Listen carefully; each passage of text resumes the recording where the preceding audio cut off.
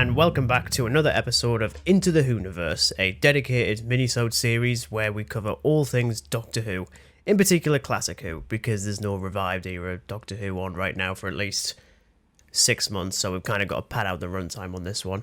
My name's Regan, as ever, and I'm joined once again by my currently awake co-host, it's Dan. Awake, but for how much longer? About 17 seconds, I feel like it's gonna be. You're just going to mention the title and I'm going to kip off. Yeah, because we've just found the perfect way to describe every single title so far of the Hartnell era of Doctor Who. I don't know what will happen when we kick off with the Troughton era in a year or so. This week we are talking about the Snores of Marinus, otherwise known as the Keys of Marinus, and Dan's fallen asleep.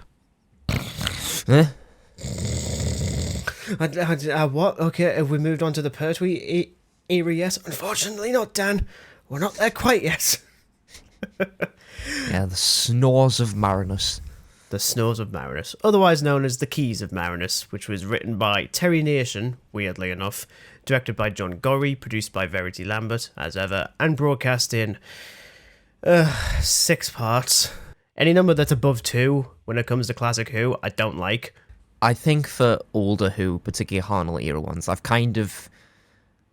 think 4 is sort of the overstep. Anything more than 4 is just, I'm not going to like it, but yeah, I'm definitely in agreement that anything that's past 2 episodes, it becomes very, very boring. Or you just end up so, well... soul-crushingly demented.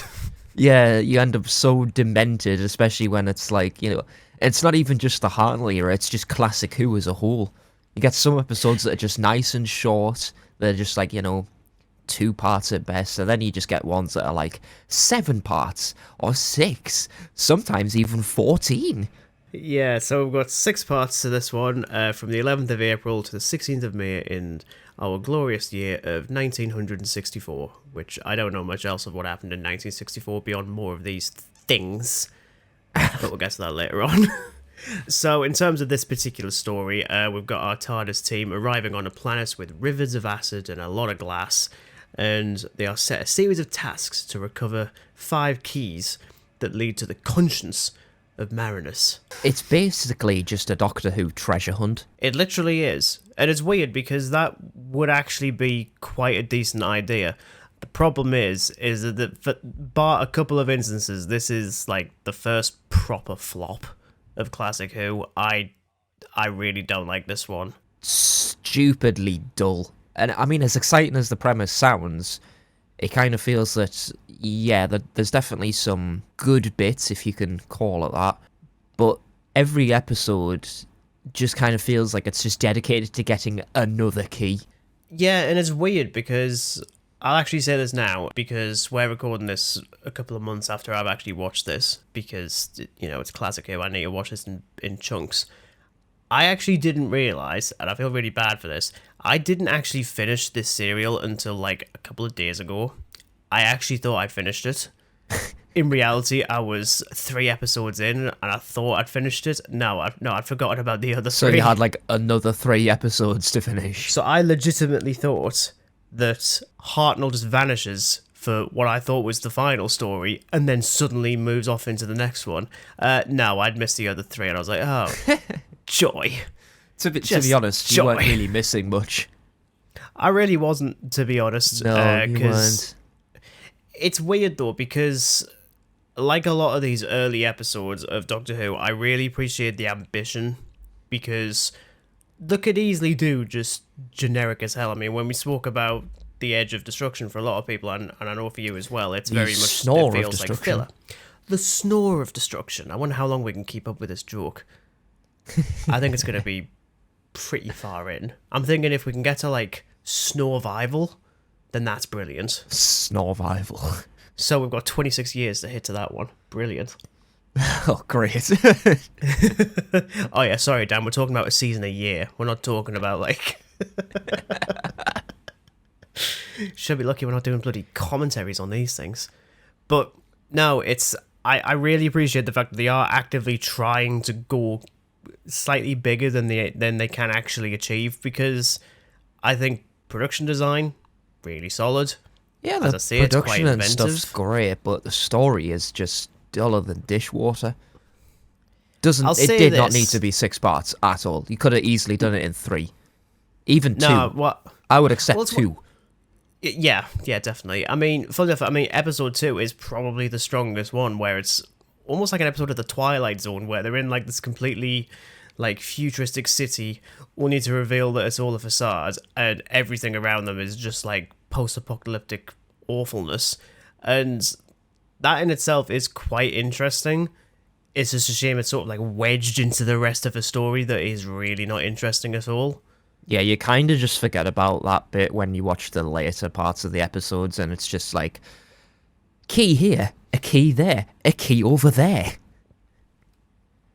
It's like, literally like yay. watching it's literally like watching an episode of Jungle Run on CITV back in the mid 2000s, which by the way was peak. I'd Better than honestly this. compare it to pulling teeth. Okay, that's a very different analogy. I'm thinking of like a kids show where like they're running around a fictional jungle being chased by monkeys. You meanwhile are thinking like sort of like a basic form of capital punishment, just like pulling out the teeth one by Well, one. yeah, watching this particular episode was like a form of capital punishment. So are we thinking like one tooth per part? Like, oh no, it's 6 parts. Excellent. I'm going to start with the molars first. Oh, yeah, basically. Oh my god, when you get to like the 14-part one, you're just going to be gummy. Ooh. Yeah, I'm gonna have to get like Brilliant. dentures, man. I like that as an idea all of a sudden. Not getting dentures, just the idea of pulling out your teeth for every single part of a Classic Who episode. It really says a lot that we have just decided, yeah, we're going to cover as much of Classic Who as possible. There's just a bit of a slog to get through first, which I didn't think was going to be literally the very first episodes. That's kind of sad. Yeah, it does get a lot better in the next season, I think. It's just a lot of these later ones are quite naff. I mean, when you've got... I mean, going back to the whole production design thing, I mean, yeah, I think the city, the miniatures, the models all look really good. And even creatures like the Vord, like, put them in a slightly better story, and they'd probably be quite good, but they just don't really have anything to do beyond, Because like... the whole story crudely is literally sneaking just up on focused someone. on Barbara, Ian, Susan, and the Doctor just blooming I detect a trekking bit of through contempt various... for one of these characters, Dan. Is it the Screamer? Is it the black and white equivalent of Willie Scott from Temple of Doom, who does nothing but scream? Except Willie Scott is an entertaining character. No disrespect to All of a Carol Ann sudden- Ford, but her character, her like script is just scream. Oh yeah, she has been very vocal, like in later years, which is probably the reason why she's never really come back for it on screen. I mean, she's come back for it plenty of times in Big Finish and stuff, but I don't think she'd want to revisit the character that's just had nothing to do at all. I mean, I know she comes back in the Five Doctors, which I forget why she's in it, to be honest. Beyond, hey, look, reference. I mean, if she We was have in the those. Five Doctors, I can't remember it. Sure, she is. We'll get to that in a few seasons. Few, yeah. What is actually quite interesting, when I was doing research on the whole Vord thing, they are actually expanded upon in comics. So there's a comic story with the Sixth Doctor and Perry. I forget the name of the actual story, but essentially alludes to the idea that the Vord would eventually evolve into another Doctor Who monster. Do you want to take a gander as to which one? And it's not the Daleks.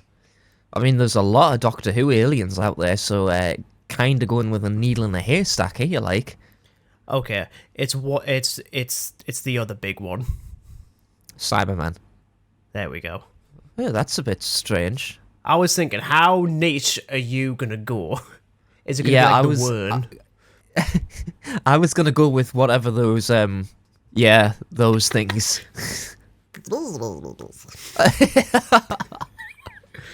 Looking forward to talking about that one. Trust me, I am. I really am. Just buzz, buzz, buzz, buzz, buzz. Yeah, they have absolutely nothing to do, and you kind of just forget them because every other episode past the second one is literally just the core characters in whatever place getting yet another key. Yeah, it's just a really badly structured story, and it's even just funny how like the writing the First Doctor being absent for episode 3 and 4. Would you like to know the reason as to why he's absent for episode 3 and 4? Why was he absent? Well, it's not because William Hartnell was ill, funnily enough. It was actually fine. In fact, he had booked a holiday. And he couldn't cancel it. So the BBC's like, okay, we'll have the First Doctor vanish for 2 episodes, and that can just be when you go on holiday. Like, excellent, excellent, thank you so much. And then proceeds to go away on holiday for 2 weeks. And I'm sat there thinking, that is beautiful. It's lazy as hell, but it's beautiful for a reason. Like, that's why you don't even see him once. It's just, oh yeah, he's just gone on holiday.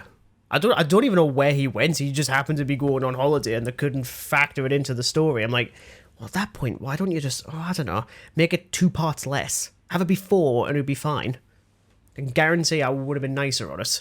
But no, it has to be 6. Yeah, I was going to say, like, if you got rid of those 2 parts, or he's just not in it, probably would have done everyone a favour. Well, it would have done me a favour. I wouldn't have to watch it for 150 minutes. I know. When you say it out loud, it just sounds even worse. Yeah, it really does. It's never going to be one I'm ever going to watch again. And I know there is people that do actually quite like this episode, and I think they like it because of the few things that I don't mind, which is I appreciate the ambition. I appreciate them trying to do something bigger than they could. But I think, especially considering this is coming off the back of Marco Polo, which we didn't review because it's not really possible to review. Well, it's non-existent, really, in video format. Well, considering the Celestial Toymaker's coming out in March, fingers crossed this bloody thing can happen in, I don't know, 2027 or something. I can wait until then. When we're old and grey. Yeah, it's funny how it comes off the back of arguably like a proper epic of a Doctor Who story and then into another one, and it just sinks under the weight of its own ambitions. And as I say, it's very dull. I'm never going to watch this one again. Yeah, it's one that I think if I was going to watch, like, for some reason or other, I decide to go back to season 1 of the classic era, it's 100% getting skipped, along with a lot of those later ones. Which we'll obviously eventually get to. We'll eventually get to. I mean, I like how we tend to like bookend these particular mini-sode ones with the question of, does it hold up? No. No, it's duller than dishwater. No, it doesn't. I was going to say, like, it could hold up if I was still awake. And because I'd missed half of it for a good month or two because I thought it had already ended. I would rather watch paint dry on the TARDIS than watch that again. I think you'd rather watch the Snore of Destruction 4 times in a row. I mean, you know what? I would. I absolutely would. No breaks. Not a single break to be seen. I mean, seen. look, the Snore of Destruction is a bit of a snore, but it's not as bad as a snore of the Snores of Marinus. Bit of a mouthful there. If you want to hear my thoughts on that particular snore, you can check out our mini snore from today, actually. It literally went out today. As of when we're recording this, recorded back in, I think, December, I think it was. Yeah, something like that. I swear it was like really early December. Don't talk about it. Something like that. It's just kind of been tucked away. Yeah, I had other things to be doing. Yeah, as I say, this one just doesn't do it for me. And as I say, it is absolutely the first proper dud of Doctor Who. Yeah. Even, I'm not big on the Daleks, but at least that one I can appreciate for what comes next. Same with The Edge of Destruction. Same for the most part with An Unearthly Child. But this one was the first one I was just like, yeah, you know what? I don't like this. I really don't. Tends to be once I get like into the second episode, and if it's one of those ones where it has 6 parts, it's usually the second episode where I decide that am I going to like this or not. And then the back end of the second episode, I was like, we're kind of just devolving into a bit of a flop here. My attention span is rapidly sinking. And then, rightfully so, because once I got into the third episode, I was like, yep, I'm going to end up snoring my head off at this rate. Absolutely. I think that pretty much covers our thoughts on the snores of Marinus before we actually fall asleep, and also because because my coffee's gone, I can't wait much longer before falling asleep without a coffee. Unfortunately, that's like my excuse to end this mini-sode. I've run out of coffee. I mean, there's nothing really much more to say on the snores of Marinus, because it's just a snore. Yeah, absolutely. So, thank you very much for listening to this snory mini-sode of the snores of Marinus. This joke is just... It's already getting just out of hand. We might as well have a new joke, considering we can't really do the numbered movie sequel thing anymore, seeing as Scream 7's probably not going to happen, so we have to pick something else. In this case, it has to be snores. I'm fine And this with time, that. Doctor Who is the victim. Doctor Who is the victim. What's your favourite classic episode of Doctor Who? I don't know which one. It's actually the next one, funnily enough. So we'll be back very soon. I say very soon, literally in about 5 or 10 minutes. For us. We will be discussing the next serial in season 1 with the Aztecs. So thank you very much for listening. We'll see you then. And until then, it's goodbye from Dan. Goodbye. And it's goodbye from me. Goodbye.